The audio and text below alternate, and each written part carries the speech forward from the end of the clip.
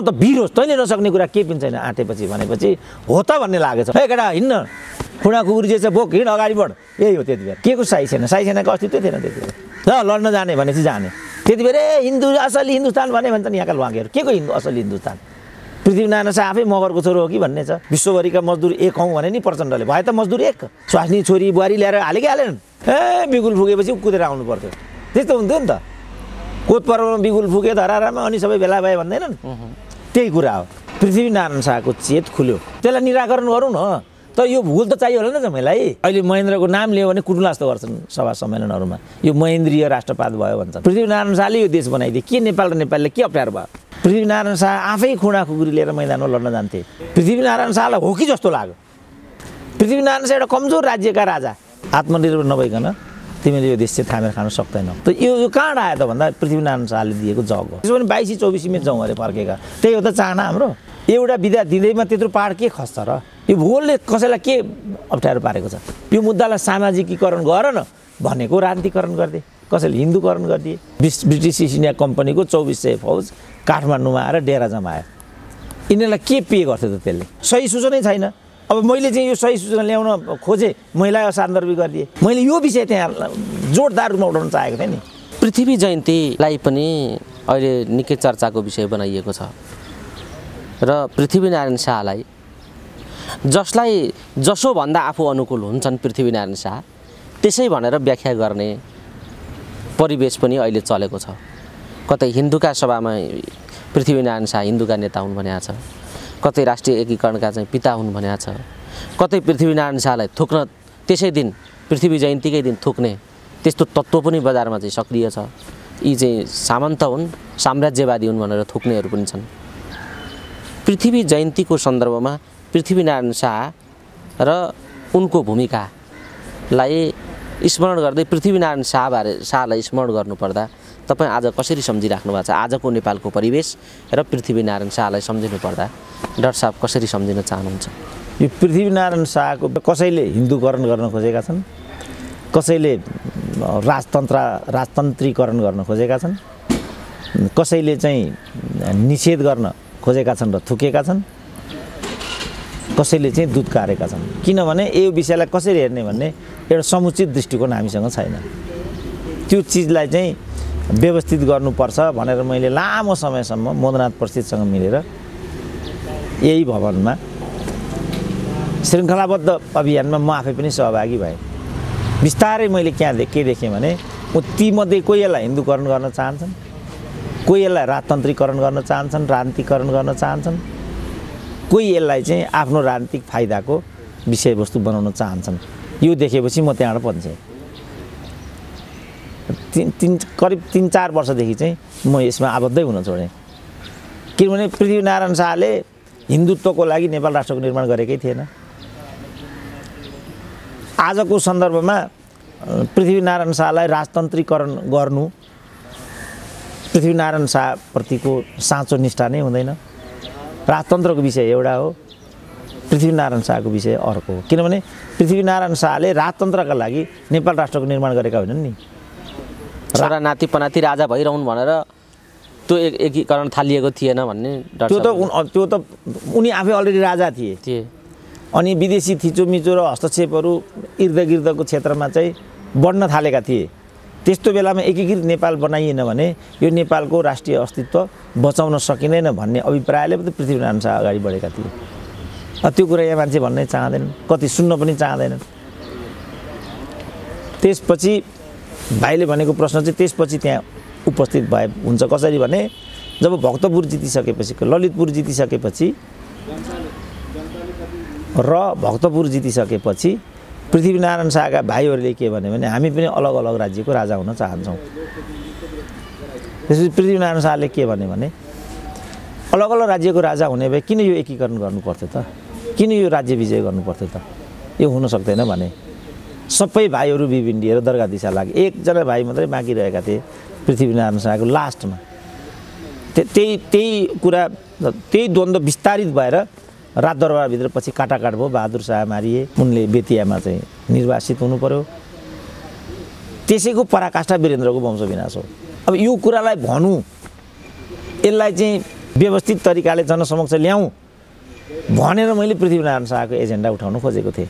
उनले त्यसलाई हिन्दूकरण गरिदिए, राजतन्त्रीकरण गरिदिए। अनि राजावादी हो सुरेन्द्र केसी भन्ने विषय त्यहाँ आइपुग्यो। पृथ्वीनारायण शाहको कुरा गरौँ कि राजावादीले गर्ने कुरा हो भन्नेमा हो सङ्कीर्ण बनाइदिए। यसलाई त सामाजिकीकरण गर्नु, यो त सामाजिक सम्पत्ति हो। राष्ट्रको निर्माण त राजा रैतीसँग सम्बन्धित विषय थिएन नि, न यो धर्मसँग सम्बन्धित विषय थियो। त मैले यसमा मूल प्रवाहीकरण गर्न सकिनँ र उनीहरूले चाहिँ यो मुद्दा चाहिँ अपहरण गरेर आफ्नो बनाए। म त्यहाँबाट पन्छेँ। यो हो विषय चाहिँ। अब यसलाई आज पृथ्वीनारायण शाहको सन्दर्भमा व्यवस्थित तरिकाले व्याख्या गर्नुपर्छ। आजको प्रश्न चाहिँ यो हो, यसको राजनीतिकरण होइन। यसको व्यवस्थित व्याख्या चाहिँ कहाँबाट कसरी गर्नुपर्छ डाक्टर साहब? होइन, यो आजको समाजले पृथ्वीनारायण शाहलाई सही र व्यवस्थित ढङ्गले बुझ्नुपर्ने पृथ्वीनारायण शाहको ऐतिहासिकता, गरिमा र महत्त्व डाक्टर साहबको सन्दर्भ, डाक्टर साहबले प्रस्तुत गर्ने सन्दर्भ कस्तो हो अलिकति राखिदिनुहोस् त। त्यो भनेको चाहिँ त्यति बेर चाहिँ नेपाल 22 24 पूर्वका सेन इत्यादि गरेर काठमाडौँका मल्ल राजाहरू गरेर चान्चुन 52 राज्यमा चाहिँ विभक्त थियो नेपाल। 52 राज्यमा विभक्त मात्रै थिएन कि यिनीहरू एकअर्कामा काटाकाट, हानाहान, आक्रमण प्रत्याक्रमण यस्तो गरेपछि शान्ति सुरक्षा पनि बिग्रियो, अर्थव्यवस्था पनि चौपट भयो। यस्तो बेलामा यो आक्रान्ततालाई निर्मूल गर्नु इतिहासको आवश्यकता थियो। यही बेलामा चाहिँ पृथ्वीनारायण शाह उताबाट अगाडि बढे। उनले यो राज्य नेपाल राष्ट्र निर्माण गरौँ भनेर उनी अगाडि बढेका थिएनन्। उनी ठुलो भूगोलको अधिपति हुँ भन्ने हिसाबले उनी अगाडि बढेका थिए। यही बेलामा चाहिँ ब्रिटिस इस्ट इन्डिया कम्पनीले भारतमा आफ्नो पन्जा चाहिँ विस्तारित गर्न थाल्यो र ऊ तिब्बतलाई लक्ष्य गरेर अघि बढ्न नेपाल आउन चाहन्थ्यो। तर पृथ्वीनारायण शाहको यो अभियानले त्यसलाई व्यवधान गर्थ्यो।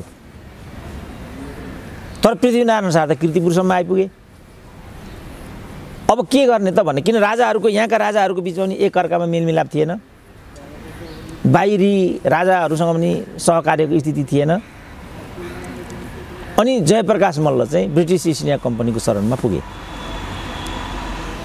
उताबाट मकवानपुरको पराजयपछि त्यहाँका दिग्बन्धन सेन पनि बङ्गालको मीर कासिमको शरणमा पुगे। पृथ्वीनारायण शाहले त्यहाँको सेनालाई पनि पराजित गराइदिए, मीर कासिमको आक्रमणलाई पनि पराजित गराइदिए।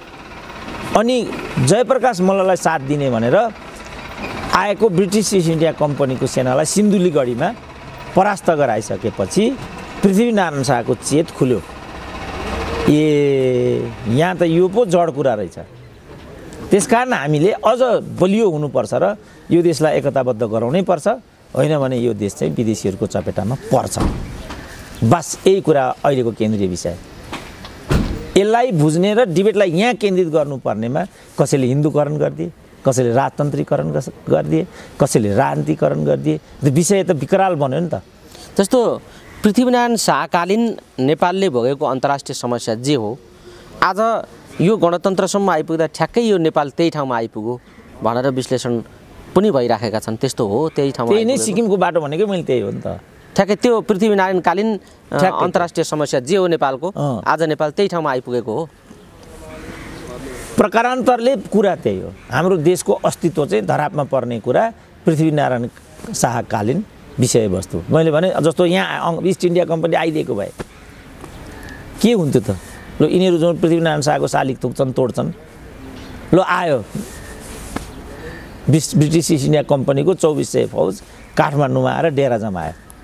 यिनीहरूलाई के पे गर्थ्यो त? त्यसले यसबाट के फाइदा हुन्थ्यो? पछि 2007 सालमा भारतले यही गर्यो। 18वटा नाकामा चाहिँ चेकपोस्ट राखिदियो। महेन्द्रले ठुलो प्रयास गरेर त्यो चेकपोस्टलाई यहाँ फिर्ता पठाए। अहिले महेन्द्रको नाम लियो भने कुटुला जस्तो गर्छन् सभा सम्मेलनहरूमा, यो महेन्द्रीय राष्ट्रवाद भयो भन्छन्, अन्धराष्ट्रवादी भन्छन्। अब अन्धराष्ट्रवादी के भन्न जान्दछन् होला? यो वामपन्थीले भन्ने भयो महेन्द्रीय राष्ट्रवाद भन्छन्। के हो महेन्द्रीय राष्ट्रवाद भनेको? त्यसो भने पृथ्वी पनि दएको कुरा पनि त्यही हो। पृथ्वीनारायण शाहले राष्ट्रको जग बनाइदिए, महेन्द्रले राज्यका पूर्वाधारहरू दिए। त यो नेपाल र नेपालीको विरुद्धमा छ त? यो पृथ्वीनारायण शाहले यो देश बनाइदिए, के नेपाल र नेपालले के अप्ठ्यारो भयो? यसको पूर्वाधारहरू दिए, पूर्व पश्चिम दिए, बाँसबारी दिए, विकास क्षेत्र दिए, अरू कुराहरू होइन। विकास क्षेत्र पछि अनि संरचना भयो, कम्तीमा विकासको मोडल पनि त दिए नि। अब त्यसबाट के घाटा छ त नेपाल र नेपाललाई? ठिक छ, यहाँ विभेद छ, शोषण छ, जातीय भेदभावहरू छन्, त्यो कुरा म पनि मान्छु, त्यसलाई निराकरण गरौँ न। तर यो भूगोल त चाहियो होला नि तपाईँलाई। यो भूगोलले कसैलाई के अप्ठ्यारो पारेको छ? सोभियत रुस पनि विशाल थियो, अमेरिका पनि विशाल छ, भारत पनि विशाल छ कि? भारतमा त 500 राज्यहरू थिए त।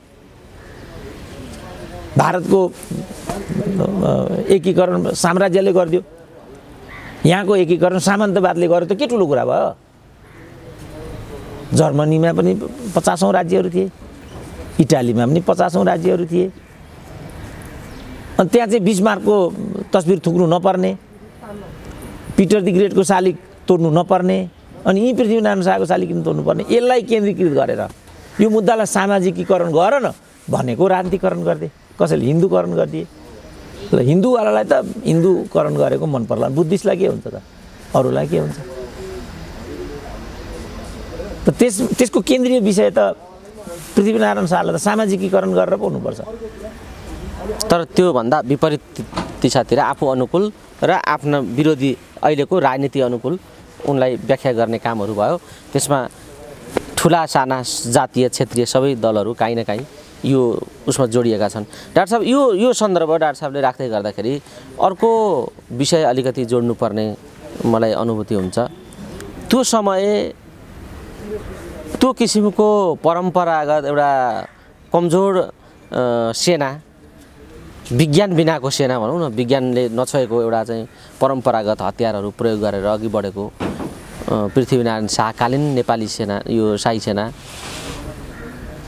त्यत्रो विजय गर्न कसरी सफल भयो? इतिहासमा सेनाको भूमिका कस्तो छ? पृथ्वीनारायण शाहकालीन सेनाको भूमिका कस्तो छ? डाक्टर साहब, बडा आश्चर्यको विषय छ नि त। आज अत्याधुनिक हात हतियार बोकेको सेना हामीसँग छ, तर पनि हाम्रो राष्ट्रिय सुरक्षा, भूगोलको सुरक्षामा प्रश्न उठेको छ। त्यो बेला पृथ्वीनारायण शाहले कस्तो तागतले यो राज्य एकीकरण गर्न सम्भव गरे होला? त्यो सेनाको इतिहास अलिकति बताइदिनु। तपाईँ इतिहासको चाहिँ एउटा यो हुनुहुन्छ, जिज्ञासा चाहिँ चाखपूर्ण छ, तर प्रश्न एकदम कमजोर छ क्या। किनभने त्यसो भने त्यत्रो अमेरिकी सेनालाई चाहिँ भियतनामबाट कसरी भगाइयो होला त? त्यत्रो अमेरिकी सेनालाई होइन, आजको पुस्तालाई त पृथ्वीनारायण शाहले यो राज्य लडेर ल्याएका थिए भन्ने, अहिलेको साँच्चै भन्ने भने राष्ट्रिय आत्मबल नै गुमाउने ठाउँमा राजनीतिले पुर्याइदियो नि त नेपाली जनतालाई, त्यो ठाउँमा पुर्याइदिएको छ भने सेनाले त्यो लड्ने कुरा कसरी सम्भव हो भन्ने आश्चर्यको विषय छ। होइन, त्यो मैले भन्न खोजेको कुरा के थियो भनेदेखि सबभन्दा ठुलो कुरा त नेसनल कमिटमेन्ट हो नि त। राष्ट्रिय प्रतिबद्धता भयो भने कसैले कसैलाई हराउन सक्दैन नि। यहाँ त राष्ट्रिय प्रतिबद्धता नभएन, जस्तो महेन्द्रै भनौँ न, 9-10 हजार सेना थियो अरे त्यति बेला, कसरी टक्कर लिएर त इन्डियासँग?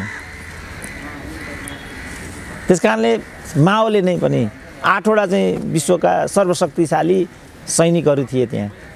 जापानेली साम्राज्य र सेना नै संसारकै सबभन्दा शक्तिशाली र पावरफुल सेना थियो, कसरी पराजित भयो त? सोभियत सँगसँग त्यत्रो लाल सेना थियो, कसरी कम्युनिस्टको सत्ता ढल्यो त त्यहाँ? त्यसकारण राष्ट्रिय प्रतिबद्धता, निष्ठा, इमान्दारिता नेपाली सेनासँग भन्दा पनि त्यसको सुप्रिम कमान्डर पृथ्वीनारायण शाहसँग थियो। पृथ्वीनारायण शाह आफै खुँडा खुकुरी लिएर मैदानमा लड्न जान्थे।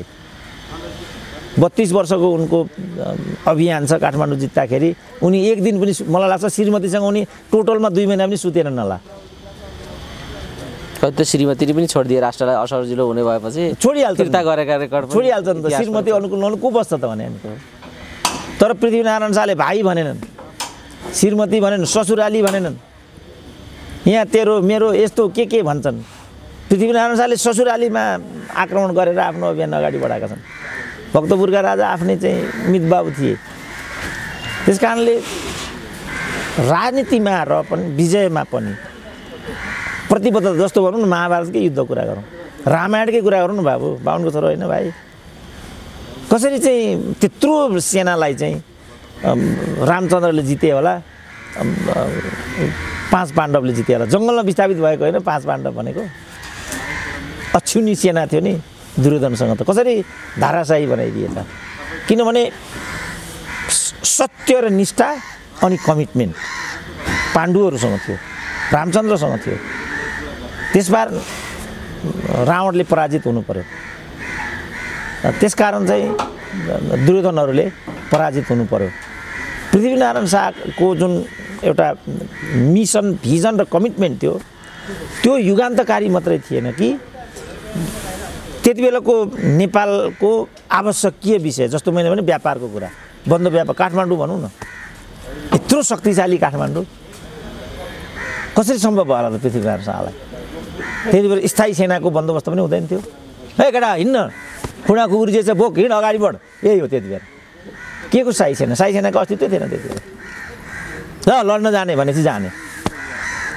फेरि जस्तो नेपाल अङ्ग्रेज युद्ध ताकाको कस्तो छ भने लड्न जवानहरू लड्न जाने, श्रीमतीहरू साडी चोलो सिन्दुर पोते लगाएर सँगसँगै जाने, लोग्ने मर्ने बित्तिकै देन एन्ड देयर सती गइहाल्ने, त्यस्तो कमिटमेन्ट थियो नि। महिलाहरू पनि कमिटेड थिए, बाल वृद्ध जम्मै जाग उठ भनेपछि। अनि त्यसको लागि पृथ्वीनारायण शाहले हिन्दुत्वलाई एउटा एजेन्डा बनाए। त्यति बेला हिन्दू असली हिन्दुस्तान भने भन्छन् यहाँका लुवाङ्गेहरू, के को हिन्दू असली हिन्दुस्तान? पृथ्वीनारायण शाह आफै मगरको छोरो हो कि भन्ने छ। इतिहास विरोधाभासपूर्ण छ। अब तर उनले त्यसलाई नारा बनाए। जस्तो अहिले चाहिँ विश्वभरिका मजदुर एक हौँ भने नि प्रचण्डले, भए त मजदुर एक, स्वास्नी छोरी बुहारी ल्याएर हालेकै हालेनन्, जनसेना विघटन गरे। यहाँ प्रतिबद्धता, नेतृत्वको प्रतिबद्धतालाई हेर्ने हो भने त यही जनसेना, यत्रो जनसेना तहस नहस बनाइदिए नि प्रचण्डले। त्यसपछि पृथ्वीनारायण शाहले चाहिँ के गरे भने तत्पर बस्नुपर्छ। एउटा विदेशीहरू आउँछन्, सेना एकदम खारिलो भरिलो हुनुपर्छ, सिमाना एक दिन आउँछ, ढिलो चाँडोको मात्रै कुरा आउँछ, तत्पर भएर बस्नु भनेर उनले दिप्योपदेश दिए। त्यसपछि शाही सेनाको चाहिँ संरचना बनेको थियो। त्यसपछि धेरै पछि 7 सालसम्म स्थायी क्याम्प हुँदैन थियो नेपालमा, घर घरमा हुन्थ्यो नि त सेना बिचरा। बिगुल फुकेपछि कुदेर आउनु पर्थ्यो, त्यस्तो हुन्थ्यो नि त। कोत पर्वमा बिगुल फुके धरारामा अनि सबै भेला भए भन्दैनन्, त्यही कुरा हो।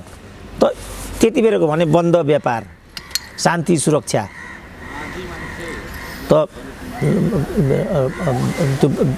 22-24 र तिनीहरूको बिचको लडन्त भिडन्त। जस्तो अब भक्तपुरको भक्तजनलाई चाहिँ पशुपतिको दर्शन गर्न आउनुपर्ने, पशुपतिकोलाई दत्तात्रेयमा जानुपर्ने, दत्तात्रेयकोलाई उहाँ जानुपर्ने, तर फर्केर आउने सम्भावना एकदम न्यून हुने, एकले अर्काकी श्रीमती अपहरण गरिदिने, राजाहरूको समेत आँखाले घोचेर चाहिँ आँखा निकालिदिने। यो भएपछि समाज एकदम चौपट अस्तव्यस्त भयो। बन्द व्यवस्था आए पनि पुरै तहस नहस भइसकेपछि जुन एउटा स्थिति उत्पन्न भयो त्यसलाई मूल्याङ्कन गरेर पृथ्वीनारायण शाहले धावा बोलेको। सुरुमा उनले राष्ट्र बनाउनु भने उनको हिसाब दिप्योपदेशबाट देखिन्छ नि। म यहाँ आएँ, यहाँ आएर चाहिँ त्यहाँका चन्द्रगिरीमा यसो आँखा लगाएँ, अनि मैले चाहिँ जुङ्गामा ताउ लगाएको देखेपछि छेउमा जो बसिरहेको थिए भारदारहरू, सरकारको मुराद त मैले बुझेँ भने। के बुझिस् तैँले भन्दा सरकारले यहाँको राजा हुन पाए कस्तो हुन्थ्यो भन्ने मुराद राखी बक्स्यो भन्ने एउटा भारदारले। पृथ्वीनारायण शाहलाई हो कि जस्तो लाग्यो। जस्तो छार समुद्र चाहिँ कसरी तर्ने भन्ने भयो नि रामायणमा, को तर्ने त्यत्रो छार समुद्र, बाँदरहरूले चाहिँ वरिपरिकालाई यो चढ्न सक्ने हनुमान मात्रै छ भन्थे। हनुमानलाई लागेको थिएन कि म यो चढ्न सक्छु, तर त त वीर होस्, तैँले नसक्ने कुरा के पनि छैन आँटेपछि भनेपछि हो त भन्ने लागेछ हनुमानलाई। छार समुद्र तरेर स्वप्न बाटिकामा गएर भन्नु पऱ्यो, सीतालाई रामचन्द्रको औँठी खसालिदिएपछि चाहिँ यो को रहेछ भन्ने सूचना चाहिँ दिन सके। त्यसकारण पृथ्वीनारायण चाहिँ एउटा कमजोर राज्यका राजा, साह्रै अहिले पनि हामीले गएर गोर्खाहरू पनि देख्छौँ कति रुखा सुखा छ त्यो ठाउँ, त्यस्तो ठाउँका राजा। त यो परिवेशले र अङ्ग्रेजहरूको त्यो बङ्गालको त्यो आक्रमणबाट चाहिँ चेतना आयो उनमा, र यो उनको एकीकरण, त्यो उनको राज्य विस्तारको अभियान चाहिँ राष्ट्र निर्माणको एकीकरणको चरणमा रूपान्तरित भएर अन्ततः देशभक्तिपूर्ण चाहिँ युद्धमा त्यो बदलिन पुग्यो। यो विषयलाई हामीले चाहिँ मूल प्रवाहीकरण गर्नुपर्नेमा अब यहाँ त कोही हिन्दू भन्छन्, कोही राजतन्त्रीकरण भन्छन्, कोही गुणगान गाउँछन्, कोही बडा महाराज विराज भन्छन्। अब त्यस्तोमा त हामी जस्तो चेतना भएको मान्छे त संलग्न हुन सक्दैन नि त। ठिक छ डाक्टर साहब, यो यसलाई सामाजिकीकरण गर्ने अभियानमा तपाईँ लागिराख्नु भएको छ, धेरै पुस्तकहरू लेख्नु भएको छ, इतिहासको ज्ञाता पनि हुनुहुन्छ। यही सन्दर्भमा पृथ्वीनारायण शाहको 2-3वटा पक्षलाई आजको नेपाली समाजले मनन गर्नुपर्छ भन्ने सन्दर्भ विशेष गरी जोडले उठ्ने गरेका छन्। जस्तो पृथ्वीनारायण शाहको आर्थिक नीति, पृथ्वीनारायण शाहको सैनिक नीति र जाति समुदायलाई हेर्ने उनको दृष्टिकोण, यी कुराहरू आज पर्गेल्नुपर्छ भन्ने विषय अहिले उठेको छ। त्यही हिसाबले मैले डाक्टर साहबलाई यो सेनाको अवस्थाबारे अलिकति जिज्ञासा राखेको थिएँ। थोरै आर्थिक पाटो जुन जसरी म्यानेज गरेका थिए उनले, आजको यो समाजले त्यस बेलाको पृथ्वीनारायणको आर्थिक व्यवस्थापनबाट के सिक्न सक्छ, के सिक्नुपर्छ, इतिहासको सन्दर्भले के भन्छ हामीलाई अलिकति राखिदिनुहोस् त। आर्थिकमा चाहिँ उनले सङ्कलनको नीति, त्यो विशेनगरजी भन्छन् नि, जस्तो मिथककै रूपमा उनलाई प्रयोग गरिन्छ, मिथकको रूपमा ल्याए नि विशेनगरजीलाई। अब उनी चाहिँ सबैसँग, किनभने जुन अस्तित्वको एउटा लडाइँ थियो नि गोर्खाको, त्यसले गर्दा उनीहरूलाई एकताबद्ध हुने र योग्यताको आधारमा चाहिँ नेतृत्व चयन गर्ने परिपाटी समेत पनि थियो नि त। त्यहाँ शिक्षा नपाए काशी जानु, न्याय नपाए गोर्खा जानु भनेको त्यहीँबाट आएको हो नि त। दिव्योपदेशमा उनले भनेकै छ, मेरो त विराज बखेतीलाई प्रधानमन्त्री बनाउने मन थियो मुल्काजी, तर दुनियाँले वरिपरिका 22-24ले पनि, 24हरू हुन्थ्यो वरिपरि, 24हरूले पनि कालु पाण्डेलाई नै रिजाएको देखेपछि मैले कालेलाई नै मुल्काजी बनाउने निर्णय गरेँ भनिरहेछ उनले। त्यो क्रममा चाहिँ उनले विशेनगरजीसँग के गर्ने त, कसो गर्ने त भन्ने कुरा गर्दा मेरो यो मुराद छ, अर्थले साथ दिँदैन, कसो गर्ने होला त विषय भन्दा सरकार अब 12,000 गोर्खा, 12,000 घर छौँ हामी, यो 12,000ले 1-1 रुपियाँ दियो भन्दै त भने जति रकम त आइहाल्छ नि, यो के ठुलो कुरा, सुरुवात मै गरिदिन्छु भनेर पृथ्वीनारायण शाहले चेताए। मतलब सम्पूर्ण लागिमेली गऱ्यौँ भनेदेखि असम्भव पनि सम्भव हुन्छ र अर्थ पनि त्यही भित्रको एउटा पाटो बन्छ भन्ने चेत विशेनगरजीले दिए पृथ्वीनारायण शाहलाई, र त्यही कुरा अगाडि बढ्यो। जस्तो मकवानपुरसँगको उनको वैवाहिक सम्बन्ध पनि त्यही आशयबाट अभिप्रेरित भएको थियो, पछि त्यो कुरा सम्बोधित हुन सकेन। नभएपछि उनले यहाँभित्र नातेदारी इत्यादि गर्यो भने त राम्रो नहुने रहेछ, किनभने भोलि मैले नातामाथि पनि घोडा चढ्नुपर्ने स्थिति आउँछ, त्यो भयो भने त रुने कराउने हुने भयो भनेर उनले ससुराली भारतसम्म पुर्याइदिएका छन् उनले। त्यसपछि नातेदारीको कुरा हरायो नि त। अब अगाडि बढ्नु सजिलो भयो नि त। त्यसपछि पृथ्वीनारायण शाहले चाहिँ दिव्योपदेशमा यो सब कुरालाई चाहिँ व्यवस्थित गरे र उनले जसरी पनि विदेशी गीत सङ्गीत, विदेशी महाजनहरू र अरू चिजहरूलाई चाहिँ निषेध गर्नुपर्छ, तिमीहरूले आत्मनिर्भर हुनु जरुरी छ। तिमीहरूलाई आत्मनिर्भर नभइकन तिमीले यो देश चाहिँ थामेर खान सक्दैनौ। तिमीहरूलाई विदेशको चिज मन पर्यो भने पनि नमुना यहाँ ल्याउनु, त्यसलाई चाहिँ उत्पादन गर्ने यो विधिमा जानु, कपडा बुन्न जानेर ल्याउनु यहाँबाट। त्यही गरे नि त उनले। मुसलमानहरू चाहिँ बनारसबाट लिएर आएर हतियार बनाउन लगाए नि त यहाँ। अहिले पनि गोर्खाको एउटा गाउँमा 4,000 मुसलमान बस्ती छ भनिन्छ। यो बस्ती त्यहाँबाट आएको छ। ल्याउनु, एक्सपर्टहरू ल्याउनु, तर यहीँ निर्माण गर्नु। त त्यही जगमा उभिएर पछि हामीले नेपाल अङ्ग्रेज युद्ध जस्तो एउटा 2 वर्ष चलेको युद्ध हो नि त्यो। 2 वर्ष त्यत्रो साम्राज्यसँग प्रतिरोध गर्न सक्नु भनेको त हैसियत क्षमता भएरै त होला नि। किनभने जिलेस्पी जस्ता चाहिँ ठुल्ठुला ब्रिटिस कमान्डरहरू त्यहाँ मारिएका छन्, हैसियत भएर त मारे होला नि त। हाम्रो पनि क्षति भएको छ, हामी पराजित भएका छौँ, त्यो अर्कै कुरा भयो, तर हैसियतले पराजित भएका छौँ नि। त यो कहाँबाट आयो त भन्दा पृथ्वीनारायण शाहले दिएको जग हो। र यो खालको उनको आर्थिक नीति, यो खालको उनको सामाजिक नीति, यो खालको उनको धार्मिक नीति, उनले भनेका थिए सबै आफ्नो कुला धर्ममा रहनु, जसको जे छ त्यसले त्यो मान्नु भन्दै थपक्क नगर कुमारीको खुट्टा ढोगिदिए। कुमारी भनेको त नेवारको छोरी, ठकुरीको छोराले त नेवारको खुट्टा त ढोक्नु त नहुने, तर होइन, कुमारी देवी हुन्, सबैको देवी हुन्, कुरा सिद्धियो। आफ्नो कुला धर्ममा रहनु, यो चाहिँ 4 जात 36 वर्णको फुलबारी हो। सनातन सबैले आफ्नो धर्म सनातनमा रहनु भने के। त्यसकारण नेपालको पहिलो समाजशास्त्री पनि पृथ्वीनारायण शाह नै हो।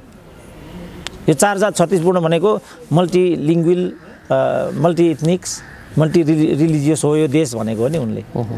अब त्यसलाई व्यवस्थित गर्दै गर्दै गर्दै गर्दै गर्दै हामीले एउटा सामाजिक संरचना अनुसारको राज्य प्रणाली बनाउनु पर्नेमा कसैले पनि यो कुरालाई चाहिँ उचित ध्यान नदिएपछि अनि यो समावेशीयता समानुपातिकताको प्रश्न उठ्यो र हामी त्यो चरणमा गयौँ। तर नेताहरूले त्यो पनि आफ्नो स्वास्नी छोरी बुहारीलाई मन्त्री प्रधानमन्त्री राष्ट्रपति बनाउने चाहिँ एउटा विधिको रूपमा दुरुपयोग गरिदिएपछि अनि मान्छेहरू पृथ्वीनारायण शाहको फोटो थुक्न थाले, शालिग चाहिँ तोड्न थाले भने केही फरक भएन नि। यहाँ त दलित दलितै रह्यो, जनजाति जनजाति नै रह्यो। त्यसपछि उसले यो सबै पृथ्वीनारायण शाहको कारणले गर्दा रहेछ भन्ने ठाउँमा ऊ आइपुग्यो, उसको आक्रोश र कुण्ठा त्यहाँ छ। अब अहिले हामीले चाहिँ होइन है यसमा पृथ्वीनारायण शाहको दोष छैन, यसलाई हामीले ठिकसँग सम्बोधन गर्न नसक्नको परिणाम आज हामीले भोग्नु। यो विषयमा केन्द्रित हुनुपर्नेमा यसलाई हिन्दू राज्य बनाउनुपर्छ, यसमा राजतन्त्रीकरण गर्नुपर्छ, यसलाई फलानो गर्नुपर्छ भनेपछि यी कुण्ठाहरू यथावत रहेका हुन्। डाक्टर साहब, हामी कुराकानीको अन्तिम चरणमा छौँ। अब यो इतिहासको कुरा गर्दा धेरै लामो श्रृङ्खला हुन्छ। म अब दुईवटा जिज्ञासा मात्रै डाक्टर साहबसँग राखेर आजको कुराकानी टुङ्ग्याउँछु। दिव्योपदेशलाई पाठ्य सामग्रीमा समेट्नुपर्छ भन्ने विषयसम्मको चेतना पनि हाम्रो शिक्षा प्रणालीसँग आएन। आज त्यो पनि आलोचना भइराखेको छ। दिव्योपदेश पाठ्यक्रम हुन सक्ने स्थिति कतिको रहन्छ र यो किन निषेध गरियो भन्ने तपाईँको अनुभवले के भन्छ? यही कारणले यसले एक थरीले यसलाई जस्तो पृथ्वीनारायण शाहले चाहिँ दिव्योपदेशमा नेपाल चाहिँ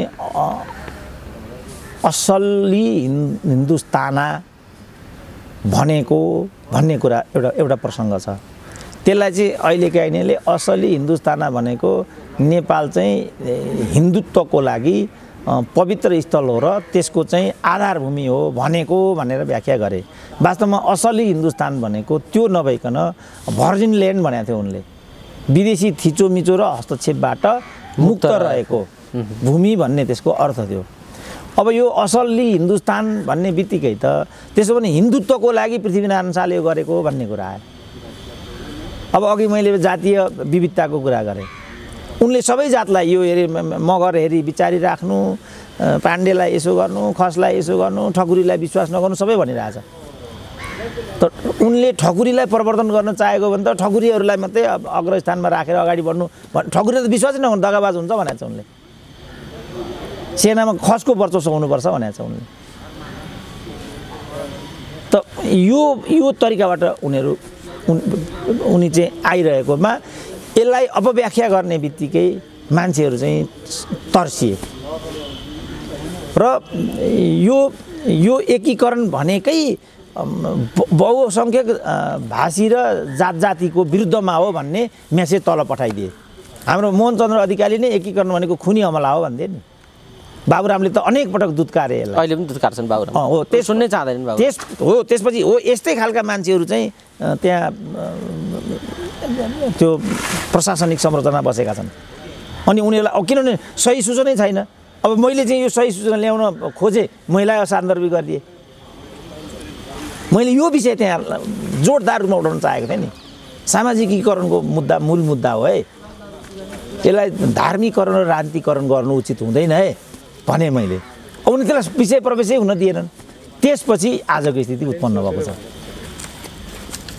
त्यो पाठ्यक्रम बन्नु जरुरी छ भन्ने तपाईँलाई कति हो लाग्छ? होइन, पहिला बुझ्नु पर्यो नि। पहिला एकीकरण भनेको के हो त्यो बुझ्नु पर्यो। यो एकीकरण हो कि होइन त्यो बुझ्नु पर्यो। संसारभरिका एकीकरण कसरी भए त्यो बुझ्नु पर्यो। अघि मैले भारत निर्माणको प्रक्रिया भने त्यो एकीकरणको पाटोसँग जोडिन्छ कि जोडिँदैन। अहिले पनि काश्मीरको मुद्दा उठिरहेको छ, अहिले पनि हैदराबादको मुद्दा उठिराखेको छ, चीनमै पनि उठ्छन्, सोभियतसँग त विखण्डन नै भइसक्यो। त्यसकारण यसलाई पहिला यसको प्रारूप नै बुझ्नु पर्यो नि त।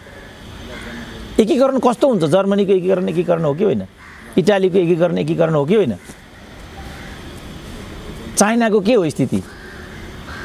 त्यस्तो बेला हाम्रो यहाँ चाहिँ कस्तो? त्यसो भने 22-24 जाउँ अरे फर्केका, त्यही हो त चाहना हाम्रो। कथाकथि माओवादीले त ठिक त्यसको उल्टो प्रयोग गरे भन्ने पनि कथाकथि भन्छन्। अब आलोचना गर्नेहरूलाई विभिन्न तरिकाले गर्छन्। सङ्घीयतालाई नै अपव्याख्या गरेर त्यसरी पनि कतिपय सन्दर्भमा बुझाइएको छ भने बुझ्नेहरूले कतिपय क्षेत्रीयवादी सङ्गठनहरूले फेरि यसलाई 22-24को तरिकाले बुझेको स्थिति पनि छ। सङ्घीयतालाई नै सही ढङ्गले नबुझेको र बुझाउन नसकेको अवस्था पनि छ र सङ्घीयतामा दुराशय छ भन्ने चर्चा पनि उठेकै छ। यो कुरातिर नलागौँ डाक्टर साहब, आगामी दिनमा हामी फेरि कुराकानी गर्नेछौँ। जाँदा 200 79औं यो पृथ्वी जयन्तीको सन्दर्भमा हामीले जे विषय जोडेर कुराकानी गऱ्यौँ, यो दिवस बनाउनुपर्छ र यसलाई चाहिँ बिदा दिनुपर्छ भन्ने आवाज पनि एक थरीबाट जनताले उठाइरहेका छन्।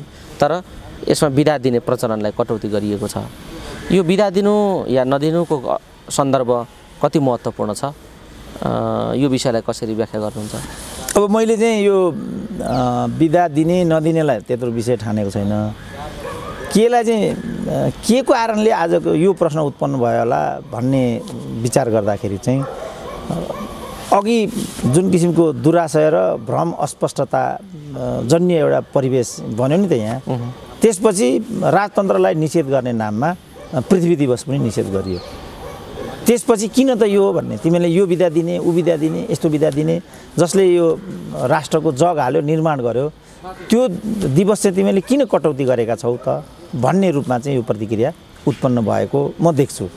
त्यसो भएको हुनाले बिदा दिने नदिने भन्ने कुरालाई म त्यत्रो विषय ठान्दिनँ।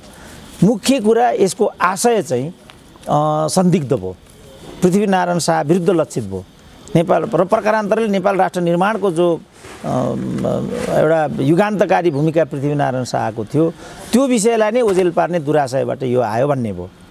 त्यसपछि आजको स्थिति उत्पन्न भएको छ।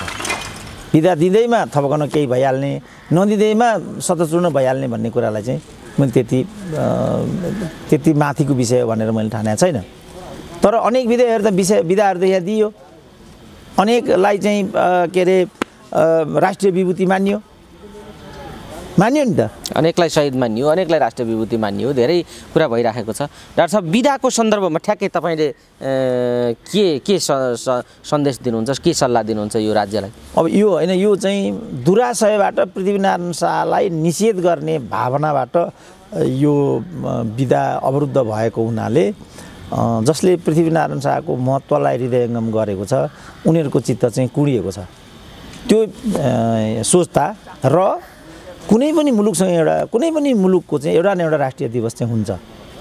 भारतमा पनि स्वतन्त्रता दिवस हुन्छ, चाइनामा पनि हुन्छ, रसियामा पनि हुन्छ, तर नेपालमा पनि त एउटा एकीकरण दिवस मान्दाखेरि एक दिने बिदाबाट त्यो उत्सवलाई चाहिँ सम्पादन गर्दा जसको चित्त कुँडिएको छ, उनीहरूको चित्तमा मलमपट्टि लाग्छ भने एउटा बिदा दिँदैमा त्यत्रो पहाड के खस्छ र?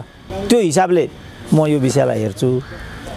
तर म आफै त्यस्तो आफै जोड दिने, बिदा दिँदा हुने, यो नहुने, अब यो यसमा म मुख्य यो विषयलाई हामीले बुझ्नु पर्यो। यो विषयको महत्त्व के हो? विषयको महत्त्वलाई सामाजिकीकरण गर्नु पर्यो, पृथ्वीनारायण शाहलाई सामाजिकीकरण गर्नु पर्यो, राष्ट्रियकरण गर्नु पर्यो। त्यसो गरेपछि साझा विषय, त्यसो गरिसकेपछि यी बिदाका कुराहरू स्वतः अगाडि आइहाल्छन्, स्वतः सम्मानका विषयहरू अगाडि आउँछन् भन्ने आम मानिसहरूले पृथ्वीनारायण के हो भन्ने कुरा नै पहिलो बुझ्नु पर्यो भन्ने डाक्टर साहब। मेरो जोड चाहिँ त्यहाँ मात्रै हुन्छ।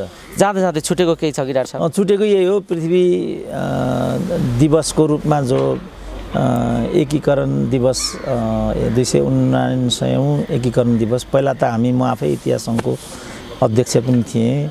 यो नेपाल प्रज्ञा प्रतिष्ठानसँग मिलेर हामी यस्ता किसिमका दिनहरूमा गोष्ठी इत्यादि पनि गर्थ्यौँ र यो विषयलाई अलिकति भए पनि अगाडि लैजान्थ्यौँ। अब अहिले कोभिडले गर्दाखेरि त्यो सम्भव भइराखेको छैन। यही एउटा अवसरलाई म प्रयोग गरेर यो एकता दिवसको सन्दर्भमा देश विदेशमा रहेका सबै नेपालीहरूलाई अभिनन्दन गर्न चाहन्छु, बधाई दिन चाहन्छु। मन सानो नपारौँ। हाम्रो इतिहास अहिले एक खालको सङ्क्रमणको चरणमा छ, तर सधैँ यो स्थिति रहिरहँदैन। एक दिन हामी पनि सगरमाथा चढ्नेछौँ र यो देशको चिरस्थायित्वलाई सुनिश्चित र सुदृढ बनाउनेछौँ। त्यो अपेक्षाका लागि आजको दिनलाई स्मरण गरौँ, यही कुरा म अन्त्यमा भन्न चाहन्छु। हस् डाक्टर साहब, अमूल्य समय दिनुभयो, लामो समय हामीले कुराकानी गऱ्यौँ। आगामी दिनमा अरू सन्दर्भ पनि जोडेर पृथ्वीनारायण शाहका राजनीतिक र कूटनीतिक सन्दर्भहरू अरू जोडेर कुराकानी गर्नेछौँ। समय दिनुभयो, यहाँलाई धेरै धेरै धन्यवाद। ल, हस्, धन्यवाद।